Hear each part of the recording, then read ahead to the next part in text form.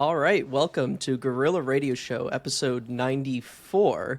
I'm your host, Austin, and as always, I am joined by Chandran and Greg. Hello, I'm Chandran. As always, you can find our links at gorillaradio.show. You can get all of our information there. And I'm So, you may have already noticed that we have a guest this week, and we're very grateful. Tonight, we're joined by Dr. Skiba of the Ape Cognition and Conservation Initiative. So, welcome. Thanks for coming on. Thanks so much for having me.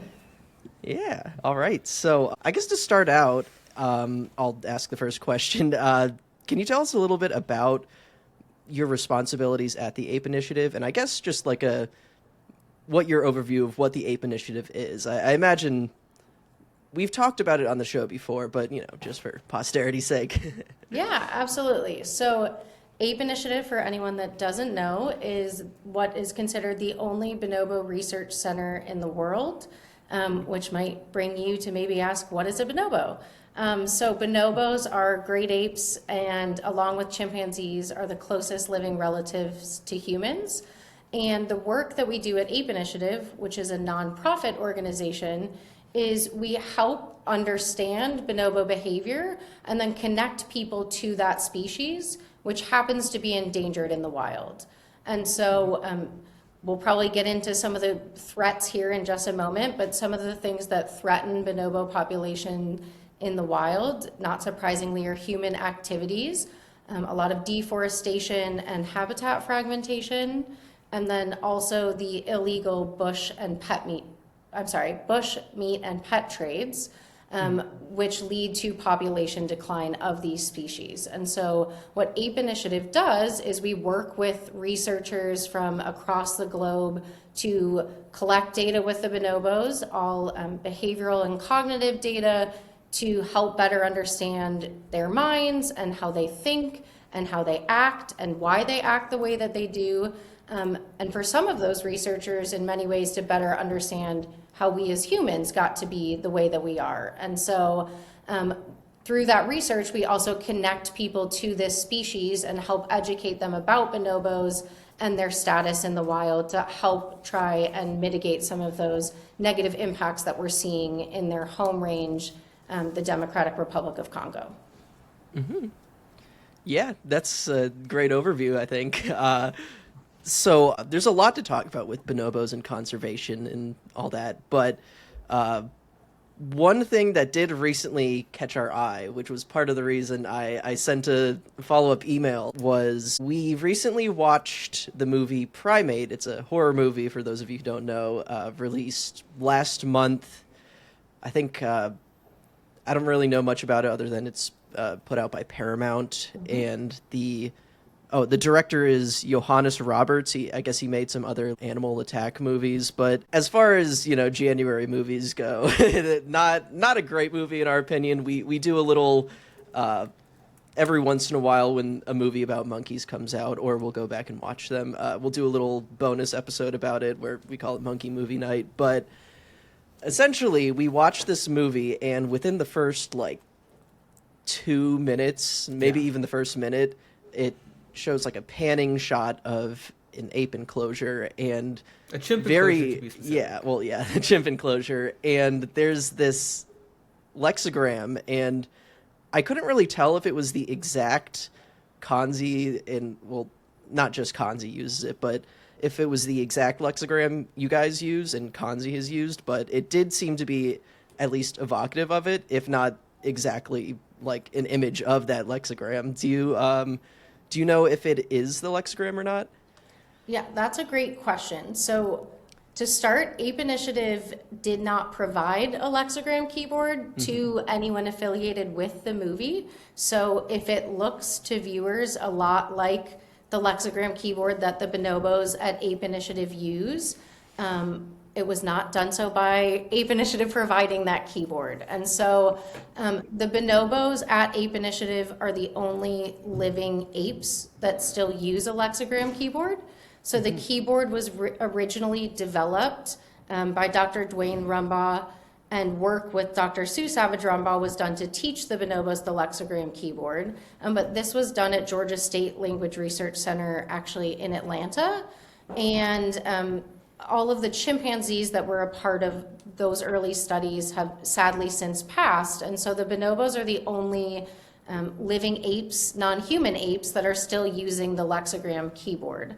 And so I do know that Ken Schweller, who has been affiliated with Ape Initiative for a very long time, had developed an app at one point to make the lexigram keyboard accessible to actually Tico, one of the bonobos, on an iPad. And so I do know that there is something out there where you can get kind of a different looking or kind of slider version of the keyboard through the app.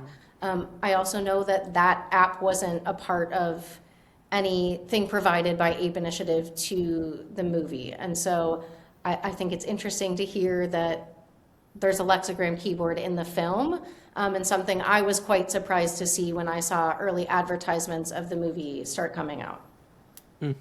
So was the lexigram in the advertisements? Because I didn't really see very many trailers. I just sort of knew about it because monkey things tend to float to me online. So I did receive a few messages, and not just a few, actually several, from individuals like yourself who had kind of followed around Kanzi's story or Ape Initiative's story, asking like, hey, I saw this trailer for this film coming out and that looks an awful lot like the keyboard, is this something Ape Initiative's a part of? And so I do think in the trailer there's a scene, I don't know exactly, I haven't seen the film itself, but in the trailer that I've seen, the main character, the chimpanzee, is using a touch-enabled device to tap on a lexigram-looking keyboard. Yeah. So for the record, you probably don't need to see the movie. It's very Absolutely not. If you've seen Jaws, you've seen this movie. it's not good. It's not a good film. But the lexigram features prominently at I would say key moments of tension for the film. Yeah, three big Yeah, moments. And they use it very much as a plot device. So it's very, very prominently featured. Austin, do you remember if I know you have the lexigram tattoo on your arm, was that one on there? Like, did it match to what the board looks like? I'm not sure. Because again, we went and saw it on a big screen. In theaters, yeah. I'm a big theater guy. We were 3 of maybe 10 people in the whole thing. So. Yeah, I will say, and we'll get into this more. I was a bit worried about any kind of negative, cultural connotations this could have, especially with what happened after Jaws, after that came out, the huge resurgence, I guess, or just maybe it wasn't fomenting even of a fomenting of fear of sharks Yeah. that really kind of hindered shark conservation for a while. And there's a lot of discussion to be had about that, especially with regards to apes. But specifically, yeah, in the theater, I couldn't really tell, and that's part of why I reached out have to the ask. classic Yeah. bright blue background, that's on the web. That's published. Yeah, and I think, what makes the lexigrams so unique is they were really developed to not be symbolic. So when the research was originally being done to teach the apes these symbols, a lot of the criticisms in the field or general kind of sentiments in the field were that, symbolic representation was something that was very unique to humans, and that language is arbitrary in many ways, and that other species just can't possibly learn an arbitrary language. And so you'll notice in the symbols, they're purposely designed not to look like the items that they're describing. So the lexigram for lemon is just like a squiggly set of, the word lemon. The bonobos can't read words, so they obviously weren't reading the words of them, but the original designs were all geometric shapes that were actually, in some ways, I think, meant to mimic phonemes. And so each by themselves meant nothing, but together in combination, they meant different words. I think as they developed more and more symbols, maybe the strictness of sticking to that design type kind of started to change as the research evolved, but they're very unique by design, and they're very much non-representational by design. And so if the animal in this film, this chimpanzee is using symbols that, say the word banana, but the symbol looks nothing like banana. That's much more a lexigram thing than that is an augmented communication device thing that we see in humans. The work that's now being done in humans, there's not that barrier to us thinking, we're better than another species. So actually the human device research has been focused on things that are representational by design, to make it easier for individuals who don't have language to communicate.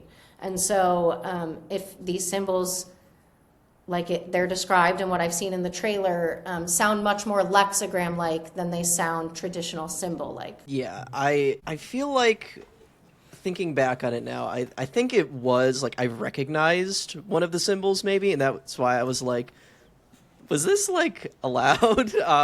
But yeah, Greg did actually set me up for a little brief segue thing here. Regarding the symbol I recognized, I think it might have been the one that I got tattooed, which around the time that Kanzi sadly passed away, I was thinking about tattoos to get, and because we were looking back into Kanzi stuff, we were looking at the keyboard, and I noticed the symbol next to Kanzi was for Austin, and I was like, wait a minute, that's my name. Yeah. And so I picked up this book from the library talking about the initial experiments involving Austin the chimpanzee. I thought it was really cool and neat, so I got my name tattooed in lexigram. So I thought that was that's fun. Amazing. How cool. But yeah, yeah, I don't know, the movie specifically this is probably a good point to start talking about it. Do you think that this will have more of a negative impact than it will positive? I don't see how it could be positive, other than maybe scaring people out of getting a pet, but I don't think that's necessarily what's going to happen.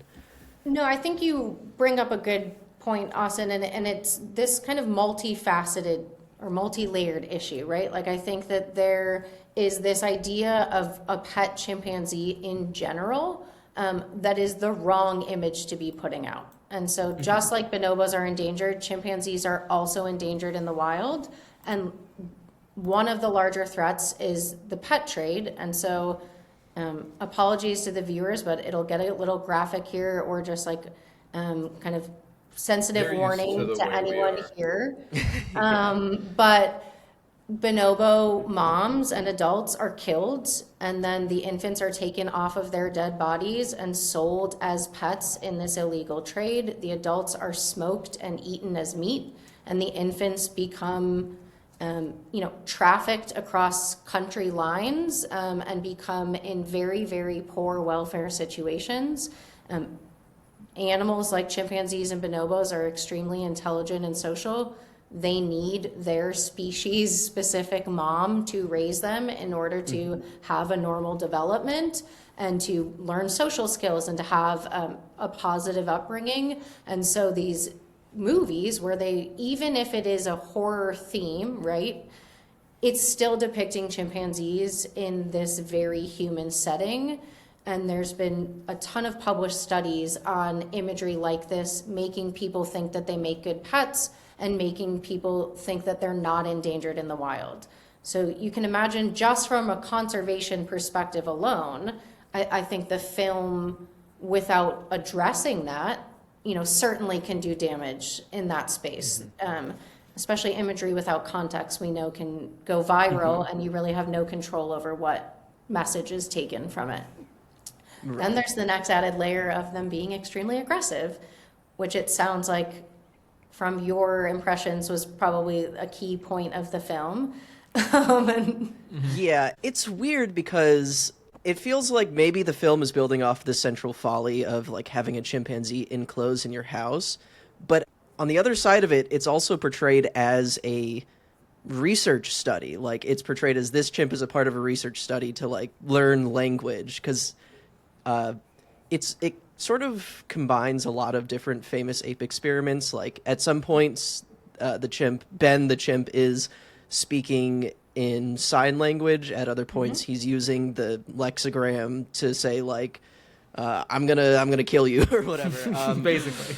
Basically, and At other points, he's just sort of hanging out around the house. I don't. It's very, and I think there was. I don't remember specifically which experiment it was, but I believe there was at some point an experiment where they tried to sort of raise a baby chimp as a human, essentially, and it went very poorly, obviously. So, a weird mixture of all these things. But at the same time, the central, I guess, sort of turning point for the chimp becoming aggressive is getting rabies, which is never really explained very well. And it's sort of blamed on the rabies, so it's like, I guess you could say, like, oh, it scares people Just out of the ever wanting a rabies. pet primate, but, like, Yeah. at Yeah. the same time, someone could be that and be like, oh, if I could get a chimp, and as long as it doesn't get rabies, it's Right, fine. right. But, As long as it doesn't have rabies. Yeah. Yeah. yeah. I don't know, like it's- that thing you said about the images without context, or that kind of thing. Yeah. Because the movie does try very hard to use scientific research and things like, oh, but at the end of the day, the image is of a chimp pet, a pet chimp in your Right. house that you hang out Yeah. with. And I think chimpanzees, while they certainly can be aggressive, have kind of in some ways gotten this bad rap of like the most aggressive and therefore terrifying animal. And, you know, this doesn't help that imagery either. I think that Right. it's great that maybe a takeaway is they're too aggressive to keep as a pet. But if the entire imagery is around the context of them in human clothing, using human artifacts, interacting in direct contact with humans in human houses and things like that, you know, some of these other kind of minute details get lost. And I fear that, you know, either the takeaway is they're extremely aggressive and terrifying and don't maybe, you know, like in the shark case, don't deserve as much respect and conservation care and efforts to be made. Or is it they can become my cute, cuddly friend to hang out with me? And I think that either of those are a negative outcome there. Yeah. Yeah, definitely. And I know I don't expect that many people are coming to this episode new, but I do want to say you did mention earlier about when these chimps or these apes are generally are trafficked. It's the baby apes that are trafficked. Because it is when they get to like adulthood that they become uncontrollable, and like you can have this socially maladjusted, poorly treated baby or like adolescent ape, and then when they get to adult age, that causes problems for people. And I mean, I don't know about how all the bonobos at the Cognition, the Ape Initiative, how they got there. But I know that a lot of like sanctuaries and whatnot, they rescue those trafficked chimps. Do y'all work with those types of sanctuaries and stuff at all?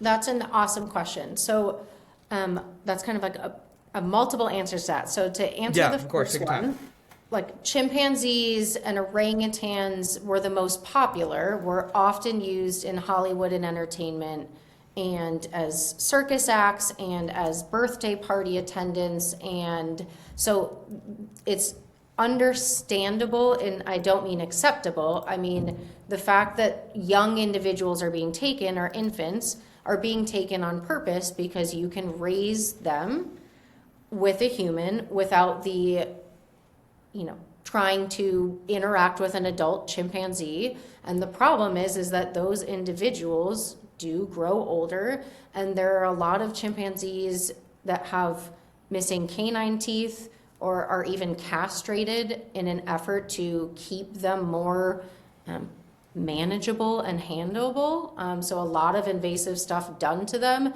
and by the time it's called age out of that system, there are no efforts at the time in place to help them. So a lot of sanctuaries in the US, Save the Chimps, Center for Great Apes being two of them, have rescued animals from these kind of former pet trade or Hollywood and film industry trade situations. And they have a very, very hard time adjusting. I think that the sanctuaries do a phenomenal job of providing them a great life after those terrible early experiences, but those individual chimpanzees have a very hard time adjusting in social groups. They produce a lot of what we call stereotypies or repetitive behaviors, sometimes even some self-directed or self-injurious behaviors. as a function of not having the proper social and early developmental rearing. And so there's a lot of great work done for, these kind of retired animals. Chimpanzees are obviously the most well-known that have ended up in that space. But other animals have a lot of different rearing experiences as well. And so there are a lot of pet chimpanzees that actually are still legally kept in households in the United States. So something the Lincoln Park Zoo is championing on behalf of the field is called the Captive Primate Safety Act. So looking to federally ban the ownership of primates in private ownership in the United States. I think efforts like that are super necessary to get us to a better place. And so Ape Initiative supports a lot of those efforts to try and make a larger community to support policy change. We also help fundraise when we can for the only bonobo sanctuary. So chimpanzees are found across Eastern and Western Africa and even Central Africa, even though they're endangered. But bonobos are only found in the Democratic Republic of Congo in one small area south of the Congo River. And so there's one sanctuary in the world that deals with orphaned bonobos and raises them, has a life for them there at Sanctuary, and then has even had success rewilding some of these individuals. And so that sanctuary is called Lola Yabonobo in the DRC, and a group we hope to continue to keep supporting in those efforts. And then one other piece I think that's really important here is the education one, which oftentimes I think gets missed. So an opportunity like the one we're taking right now to talk about bonobos and their endangered status and what people can do to help is one way we can help also contribute to conservation efforts and help stop some of these illegal pet trade and other efforts like that that negatively impact these species. Yeah, no, I've sort of been following, on social media, literally following, but the Lola Yabonobo, and I believe they have their sort of American base of operations actually pretty close by to me, North Carolina and Durham. Yep. So part of the reason I knew about them, pretty cool. But yeah, bonobos are, I'd say they're more well known now, especially because of great ambassadors like Kanzi. For a while, I don't remember when exactly, but they were considered pygmy, quote unquote, chimpanzees for a while, like not even a fully separate species, I believe, which was, obviously we know now that's different. Yeah, so it was like the late 1920s, I believe, is when they first started being recognized as a separate species. And I think even now today, to most people, if you showed them a picture of a bonobo, I think their first guess would be chimpanzee. And that's something I think Ape Initiative, that's like one of our big kind of core mission things we need to help kind of combat is this idea that bonobos are not as well known. And when I tell people I work with bonobos, I often have to have the caveat, they're like chimpanzees. But if I were just saying I work with chimpanzees, there would be no caveat there. And so I think that that's an important distinction. Out of the great apes, they're still definitely the least recognized. And I think that people are oftentimes really quite surprised to find out just how much like us they are. Yeah, we've definitely talked about some of their more interesting behaviors on the podcast before, but it sounded like, Greg, you had a question. I do have a question for you, and I don't want to backtrack too far, but you did mention that when the juveniles are the ones who are trafficked, that in general the adults are killed and eaten, and I'm assuming that's part of the bushmeat trade that happens. What, I guess, is that a byproduct of the trafficking? Or is that something that is already like a normal activity? Or are they saying, well, we're getting we need to kidnap the baby. We can do this as well because we're here and it's a subsistence economy in the Congo. Yeah. Which came first, the bushmeat or the baby? No, that's an absolutely fabulous question. I think that as best as I can guess in this space, and one that I could continue to educate myself in. I obviously think that bushmeat has been a cultural part of many communities' livelihoods for a very long time. And I find this a very difficult but important topic to be talking about, because we're talking about people feeding themselves. And we're talking about taking away a food source in order to have respect for a non-human being. And their life and livelihood. And so I think that this is something that needs to be, handled with care and understanding and open-mindedness. I think that it is very discouraging and disappointing that it is still so prevalent, and that it needs to be so prevalent. And this is by no means, supporting the bushmeat trade, but this is just in saying that this is always going to be an evolving conversation, and I don't think there's a one right answer fits all in this scenario. But I think that the trade itself for the infants and the pet trade has been after the bushmeat trade fact, and I think that stems from the ability to readily get access to material that makes you want to have those babies. I think that people are able to scroll content so quickly and easily now. They have a pipeline to access different people across the globe that never existed before. The babies aren't being stolen to be sold as pets to families living in the DRC. Families that are living in the DRC might have that infant for a short period of time, but they are being sold to other countries that have a market and have the ability to fund something like that. It is, I'll say it this way. I think that when the adults are killed, the money that's being made off of them is sold as meat in markets to local people, and the money that's made off the infants is sold to people outside of their community in a much larger scale industry that has a much longer standing space to have a negative impact, I could say.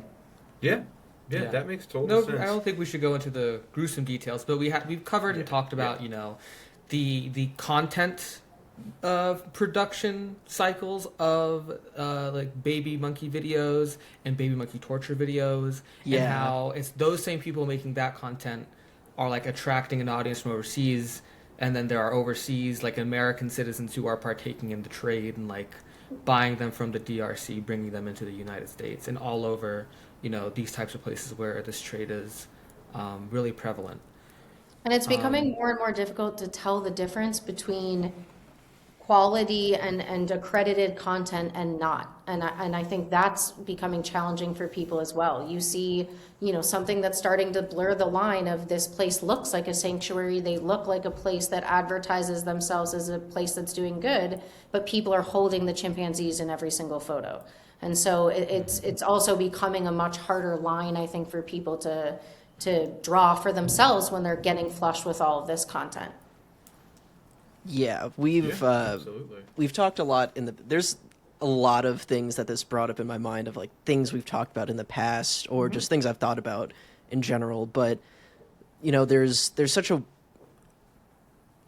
especially with social media making just like the spectacle itself profitable.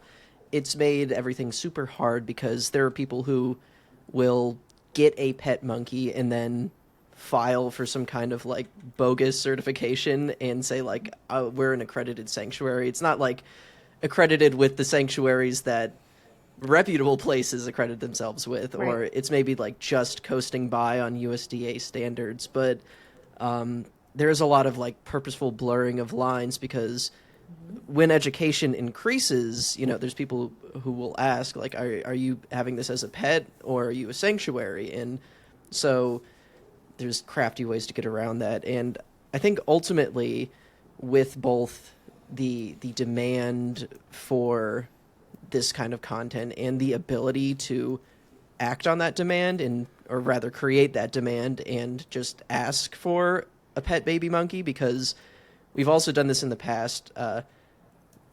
It's kind of horrifying, but if you just search like spider monkey on TikTok, you'll see like tons and tons of pet owners with spider monkeys. I assume spider monkeys because they're in Mexico and relatively close to America. It's probably a bit easier to traffic them, but I also think There's- the chimp crazy advertisements with the woman holding the spider monkey did not help.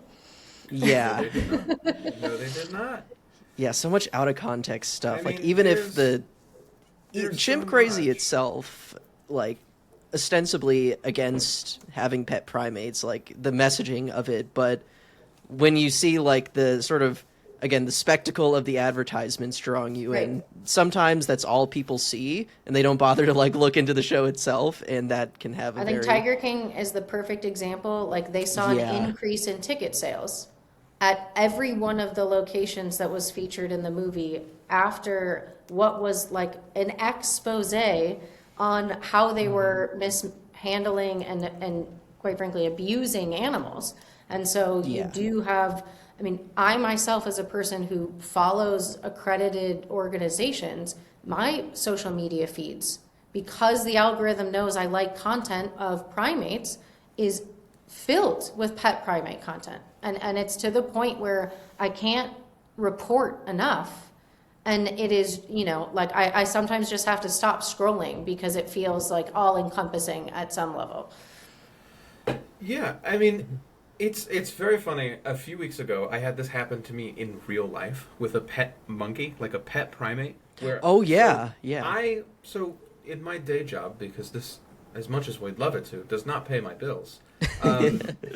In my day job, I work at a bank, and I'm at the bank, and a woman comes by with a marmoset, just with her, and it's like, you know, I don't live in the climate that marmoset should be in. First off, Right. second Right. off, like it's being treated like a person, right? It's at the just like, bank. it's this obvious, yeah, it's this obvious form of animal abuse, but like you sound just, it makes you sound a little bit insane if you're like the only person in the room. Everybody's going, "Oh, baby monkey," and you're like, "This is bad. This is like, you shouldn't have this animal.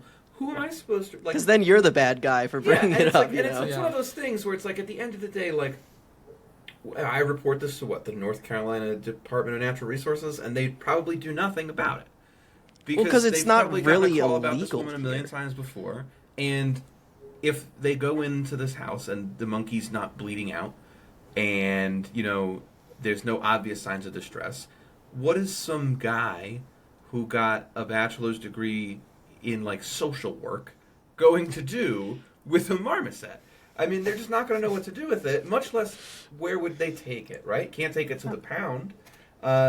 It's just like these compounding issues where it's like, this person is getting 100%. away with it. They're Yeah. getting away with it. They walk around town. Everybody loves them and their marmoset. But like, that poor animal is suffering. I'm glad you brought up the Captive Primate Safety Act also, because that's something I've been following as well. I even tried, like, talking to all my representatives about it, because, like, in North Great. Carolina, it's one of those states where really just anything flies sometimes, and that's not good. It's pretty bad, in fact. But it's just so hard to, because you can educate people like all you want. Like, I'm constantly having to be that guy with my family members who know, you know, I work with monkeys, you know, for the past, ever since starting this podcast, and before that too. Really, the reason I started this podcast was because I started working in, like, animal husbandry at, like, zoos, sanctuaries. I've been all over the place, but they know that I work with monkeys and that I like monkeys, and I got a degree in anthropology because I like monkeys, and it's in that department.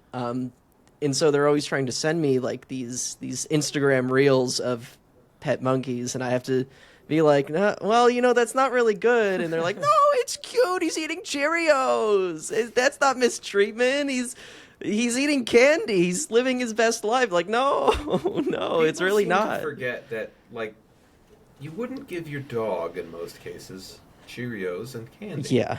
They're not supposed Well, to have it. But I think, to, like, you know, the credit of your family members who are having those reactions, that's what the person posting that content is expecting and wants by posting it. And I think, Austin, you and I have briefly been able to talk about this in the past, but that is something Ape Initiative, I as the director of communications, like, we are very diligent about is the content that we put out on social media and what we are willing not to show. And that's not from a trying to have secrecy or privacy of the way the bonobos are cared for. We couldn't be more open about that. But there's just certain content we feel is going to give people the wrong impression about this, pet complicated issue. And the best example I have is that every day the bonobos brush their own teeth. So they brush their own teeth with a toothbrush and toothpaste. They let the staff help brush their teeth in hard to reach places. It is absolutely adorable watching Tico, listening to him as he's swishing back there brushing his own teeth. But we have never posted a video of it because that is so iconically human that it's something that we feel like no matter what you put in the caption, no matter how many times you try to tell people, that video is going to make someone say, oh my gosh, that's so cute, I want one. And it may just in fact lead someone to go get a marmoset to take to the bank with them because that's their closest equivalent, right? Right. And like, especially with these little monkeys, it feels like, oh, it's okay, it's a little monkey, it's not one of the big scary ones that's gonna hurt me, but it's like at the It's like a lapdog. but like you're hurting the animal is the important part there. Like, right. Even with like big chimpanzees, like Travis is obviously the most notorious case. And like he was still like walking around town with that family for like a decade and no one was saying anything. Like, some people are like, maybe that's dangerous, but no one was really like calling them out on the fact that this is clearly like an abusive, unnatural situation. And part of that is because as much as we try to educate people, if our laws aren't really backing us up here, if we can't get some sort of legal enforcement of this, the second best thing we can do is sort of what you do for work, is try to control what information comes out, only good information rather than stuff that could be misconstrued. And that's something that's sort of a constant struggle with not just, our particular field, primates generally, but academia in general. Really, there's such a huge problem with putting out work and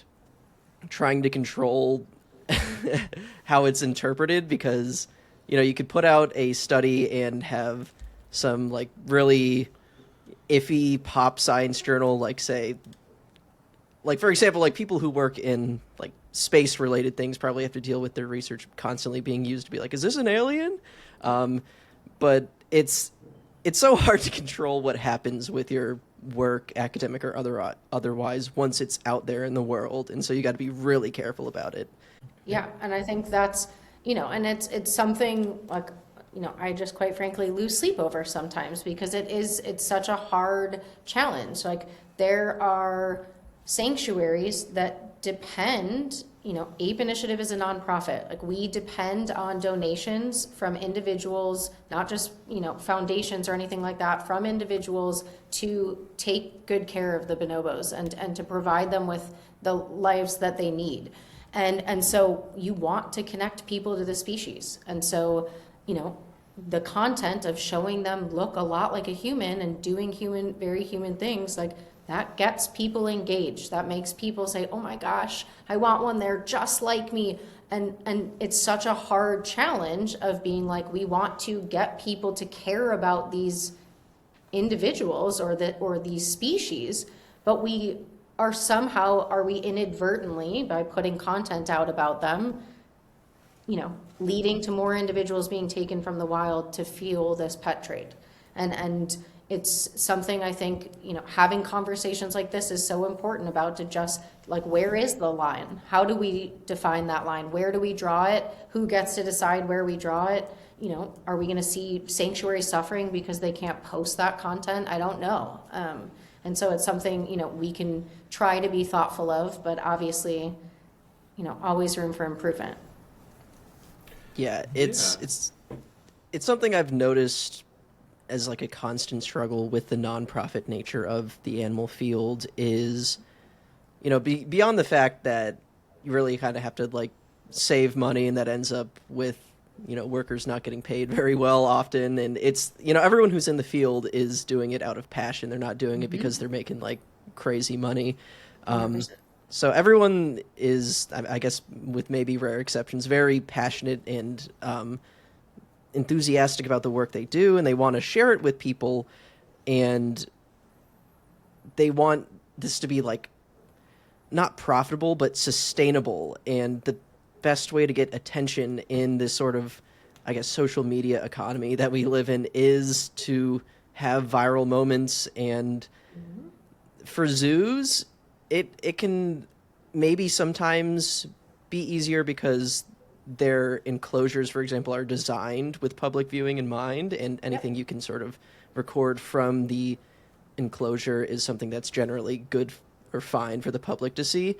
But with everyone else, it can be especially hard. But I think one really fun example that I liked was that video of Kanzi playing Minecraft that you guys put out. It was very cool. I liked it a lot. I also liked that there was sort of documentation on how the Minecraft mod worked, because I looked into that because I was so curious how how Kanzi managed to hit a water bucket clutch in Minecraft against the Ender Dragon that I had to look up how he did it. So that was very cool. That is like one of the more fun and kind of perfect examples of like where I think the educational outreach space is going and should be going. So that was actually a YouTuber, Chris DeCow. He was creating a ton of Minecraft content, had a few viral videos in the Minecraft space that were, performing extremely well. And he was like, had this idea, could I teach, a non-human primate to play Minecraft, and approached us about this. And we worked with him for a while on kind of figuring out the logistics of how we could set it up for Kanzi. And that is the thing where, like, I have gone to middle schools in Nashville to talk to them about bonobos, and kids in the audience will see my shirt and be like, that's that Minecraft bonobo. I've seen that video. Like, people at swim meets are running into each other saying, oh my gosh, do you know the Minecraft bonobo? Like, the idea that became like almost a sensation in and of itself, was incredible. And I think it does show like people are eager to connect to, individuals like Kanzi, or to connect to non-human animals like the bonobos. And I think that, we were thoughtful and had to talk a lot in that video about, the endangerment status of bonobos and how connecting people to them through Minecraft was a cool way to do it. But I think that space is ever evolving, and people are coming up with new and exciting ways. The video's entertaining, the bonobos aren't the entertainment, if that makes sense. And I think that's an important space to be in. Right, exactly. I think it's super interesting, and like this is kind of like the hope of the future of it, because I know the four of us sitting here are probably far too plugged into monkey content on the computer than anyone else in the whole world. But it feels like every few months, someone gets busted having a capuchin whose bones are disintegrating because they've been feeding it Cheez-Its. And if you go on Instagram and you type in monkey or capuchin, there are hundreds of thousands of reels and posts of people who have a pet like this, who are dressing it up, and who are going viral. I don't really know who they're going viral with, because I've never met anybody who's watching it, but like they're getting tens of thousands of likes, hundreds of thousands of views. Millions of views. Millions and millions of views. And there's millions of those people. There's probably thousands of people with pet primates just in the U.S., and there's one Ape Initiative, right? So, like, creating this kind of content that can go viral, that can kind of break through the kind of undercurrent of social media and have a positive impact is so meaningful when you have to compete against, 100 videos a day from somebody who lives in, like, a shack in Texas and has 50 capuchins in there with him. So, like, I think that that's super cool. And, like, I see all that content.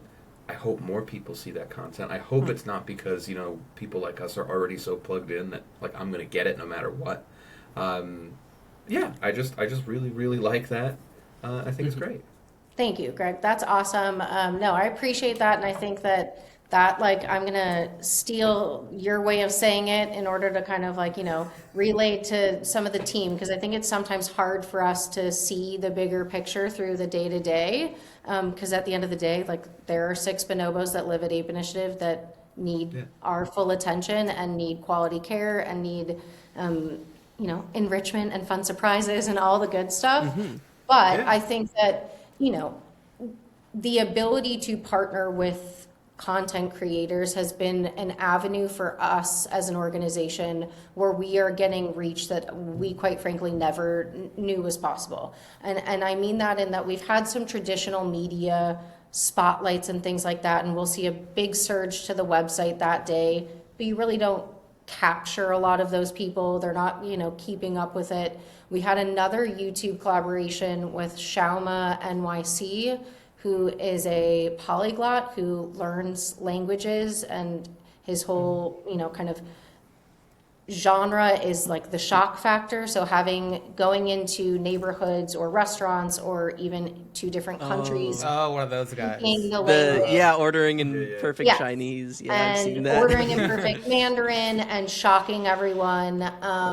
And so he came to us with the idea of learning to communicate with the bonobos. And so I actually spent weeks video chatting with him, teaching him how to make bonobo vocalizations and gestures, and teaching him, kind of the bonobo language, if you will. And that video, I think, now has over 15 million views on YouTube. It was like trending number 18 when it first was launched, and it was our most successful one-off fundraiser. And so it brought not only donations through YouTube, but a ton of people to our website that gave and consistently now give. We're sending the bonobos things from their wish lists and things like that all name this video as how they learned about Ape Initiative or how they learned about bonobos. And like the idea that this whole, kind of audience of people who aren't as plugged in necessarily as, the 4 of us are in this primate space, like, just having the commonality of like, oh, another language. And like the idea that was enough of a tie to get, 15 million people to be engaged with that content is tremendous. And I think that those types of partnerships are much more in the space we want to be going than, some of the viral moments ourselves. Because I do think when you're talking about those viral moments on our, TikTok, Ape Initiative isn't on TikTok. And I think for probably many of the reasons we've all discussed on this call. So yeah, thank you for saying that, and thank you for the space to talk about it more. Yeah, no, I mean, I think one benefit of having a super niche podcast is maybe it doesn't make a whole lot of money, but I mean, it's good to put out episodes like that. I'm sorry, I didn't mean to like. For all None of us are in this. That wasn't a dig, but yeah, but part of it is Chandler like. and I thought we were. But Right. Being it turns out to all be a lie. Yeah, it is. It's a wonderful passion. There's a benefit to having an audience who's like able to process these higher level conversations where normally it would just sort of happen between like people who are like really ingrained in this. But I'm excited for more people to hear about this, more about the sort of philosophy going into creating content for a nonprofit bonobo center, which is like I struggle to find the words there because it is like a really unique arrangement. There's only talk about niche. I mean, it's pretty much just you guys. Yep, and there's only one sanctuary for bonobos as well, and so I think that that probably speaks to how much more work needs to be done in this space to help. I mean, I'm glad that there aren't a lot of sanctuaries that need to exist to house orphan bonobos in the United States. I'm very grateful for that. But I think in terms of efforts to help educate people and connect to the species, there aren't a lot of places existing in the world to do that for bonobos. So we're glad to be a big part of that. Yeah, definitely. So, it just makes me like a little bit. It irritated me seeing the lexigram in the movie a little bit because it's like, because that could have been like you. I don't think it would have been necessarily like advantageous at all to like have a partnership with a horror movie, but like if at least like someone from Paramount was able to like sit down and like hear somebody out about like maybe don't like portray, I don't know, just something like that. If the production team had tried to collaborate with, Like, anybody, where's really, the disclaimer? anybody who knew what they're Where's talking the about. space? Yeah, like I think that they missed a huge opportunity to help educate people. Like, we did talk about, but we could talk a lot longer about, the film and what it portrays and what the impact of that all is. But there's also a ton to just do in that space to offset maybe some of these negative things that we talked about the film could be doing. And I think in terms of educating people, and then like put your money where your mouth is, like put, funds towards helping properly care for these animals that have been, victims of a industry that is now kind of bringing them back into the picture and space in a negative way. So yeah, I think Nope by Jordan Peele was very interesting because the messaging of the movie was like very clear about how exploitation of animal, like it wasn't, it felt more like subtle and what's the word? And I guess intelligent than this movie. It was a movie made by real filmmakers, and not a slasher director. It felt like there was some intention behind what it was trying to say with like the exploitation of animals for use and entertainment, and that was very interesting. And that makes for like really interesting opportunities when it comes to shocking subjects, like to draw people in with like an initial shock is something that is always going to work more or less, I think, regardless of any economic incentives.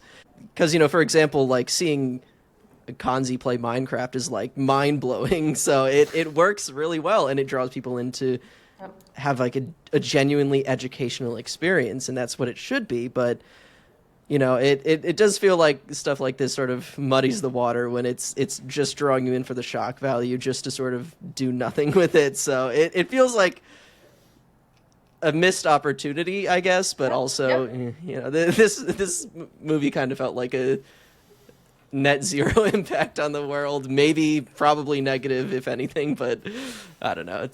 We might be too harsh on the movie, but I don't know. It wasn't. It wasn't a good movie. If it had any film merits, I'd give it to it. well, I think that, when you were describing it to me, the like research component of it sounds a lot like the Planet of the Apes film with Caesar and with James Franco's character when he's like doing the Alzheimer's drug research in that film. Like that's been played. We've seen that. And actually, like, at least in some ways, I think that film probably, it came out at a much different time when we weren't as educated about this space. But also, yeah, I think missed opportunity is, the large take home that I would have from it, having not seen the film and not going to see the film, that I think that, when you think of a viral moment like this, like someone's benefiting off of that, like, organizations are making money off of that, like there's a goal to that with a financial component, and it always makes me wonder, like, well, where and how is that reaching the species that you're depicting? And I think that, if nothing else, to educate people about where they can put their dollars to help chimpanzees that are retired from the, Hollywood industry would have been a really, really good use of resources and time, and probably wouldn't have taken much to do. So maybe they'll shock us and we'll find out that, the Primate film is now funding a documentary on the illegal pet trade in Uganda, for example, but I highly doubt it. Yeah, I kind of doubt that. But, yeah, I guess it does remind me, so much academic stuff is ostensibly in the public domain. There's obviously a lot of variability there because, like, everyone gets asked if they want to purchase copyright protection for their master's thesis, for example, which, nobody's like, that's not worth it. But also at the same time, academic and research stuff just sort of being the public good that it is, which is, a good thing. People should be able to benefit pretty equally from new knowledge that gets generated. But again, going back to what I said earlier about it can also be misused, and it's hard to figure out like what the balance of control you could or should reasonably be allowed to have over what happens with, research that you do. And it obviously comes down a lot to laws, and maybe not even, when it comes to nonprofit stuff, like we can't like force movies to give to nonprofits, for example, but no. I don't know, just something, if there was, I don't know, some kind of foundation or at least like a commitment on paper or something nice like that from Hollywood to sort of, make relevant concessions to things that it's depicting when it comes to sensitive topics. But I mean, there are still shows with primates in them now. Apple TV had one yeah, with Vince Vaughn not that long ago with a capuchin.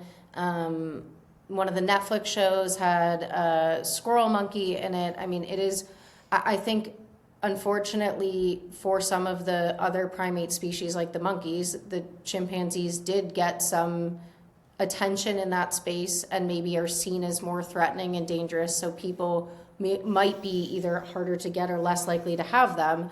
But in terms of like smaller primates, a lot of New World monkeys, especially, like we are seeing like drastically increasing numbers of them being trafficked. And I think that's direct. I would, beg that, that's a direct line between the content that's being shared about them and the like virality of that content and people's ease and access to resources like that. yeah. A lot of it also comes down to social media websites. They're probably not going to be legally forced to, but so much of this problem would be nipped in the bud if social media websites were consistent or meaningful and proactive They had in their any enforcement real of- mechanism yeah. for reporting it other than saying animal abuse, because Yeah. I will just tell you, the instant response I get back when reporting that content is this isn't violent in the way that they define violence, but something doesn't have to be violent to be abusive. And so I think that if the Captive Primate Safety Act got passed, if there were some popular legislative things going on that people could cling to that could push social media, Meta or whomever into banning those types of things. But unfortunately, I think that they also like having viral content on their platforms. And, it will take a very bold, courageous person to finally put their foot down and make some mandates against that stuff, because right now I think it is absolutely contributing to it. Like, it is a conduit for the trade. Yeah. No, it's completely out of control. And, when I'm assuming when social media companies get advisors and consultants to, give them guidance for moderation and things, they're not typically consulting experts on, exotic pet trafficking when it comes to this. So they're not really like even having this conversation in the first place. So it's so hard to get this across to people except through sort of alternative routes. Ideally, like this podcast, if stuff like this gets reach and we can reach even like just whoever's listening, and maybe if people who are listening can like tell other people about it, even better. I mean, if you're listening to this, it's important to give money to effective organizations and nonprofits like the Ape Initiative. We'll put a link to donate in the description. But yeah, I mean, like beyond just education, it's important to have like real advocates. So I think stuff like what you're doing is super important, because just having one-on-one conversations with your mom when she sends you a monkey reel is, it's a small step and it's worth doing, but it's not enough always. Sometimes you just got to be that guy, and as hard and annoying as Yeah, it might I mean, be. yeah. we all can relate to the fact that we're just going to keep being that guy. And so, thank you for having me and giving Ape Initiative and myself a space to be able to talk about this issue that's so near and dear to me. And I think, we always leave younger school groups by saying, like, if you take nothing else from today, tell someone else about bonobos. And I think I'd extend it to this, very well-versed audience to say, like, go tell someone about the illegal pet trade and how you are not going to share content like that online, and go be that guy, Yeah.